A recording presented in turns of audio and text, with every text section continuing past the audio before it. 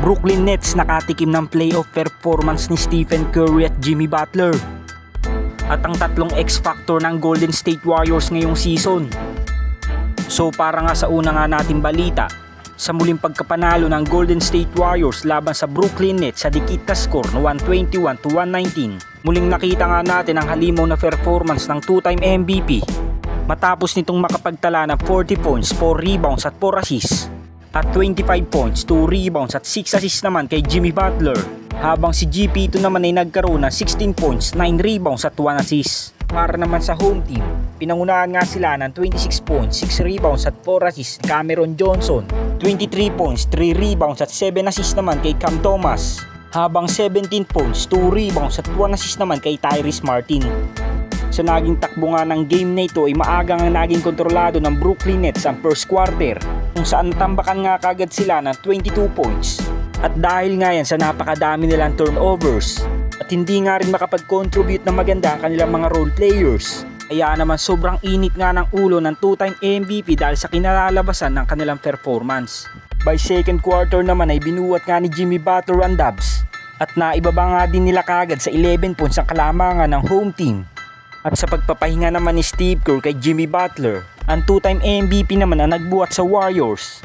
At sa natitirang minuto ng second quarter, pinakita na nga ni Steph at Jimmy Butler ang kanilang playoff performance. Kaya naman baba sa 5 ang kalamangan ng Brooklyn Nets 55-60. Start of third quarter, desidido na nga si Draymond Green, Jimmy Butler at Stephen Curry na makuha na ang kalamangan sa home team.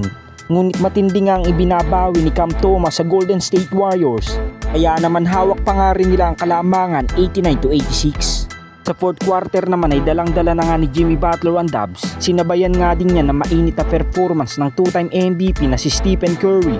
Naman sa game nga na ito ay nakuha na nga ng Warriors ang kanilang ika-10 panalo sa loob ng 12 laro.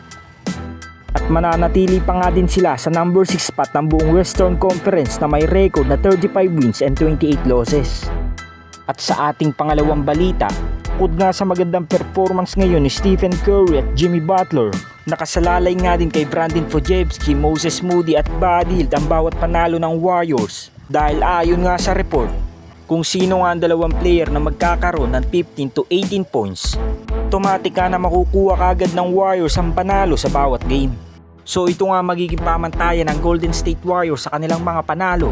Dahil noon nga kung si Andrew Wiggins ay makagawa ng 17 points pataas, nakukuha talaga ng Warriors ang panalo lalo na sa playoffs at finals noong 2022 NBA season.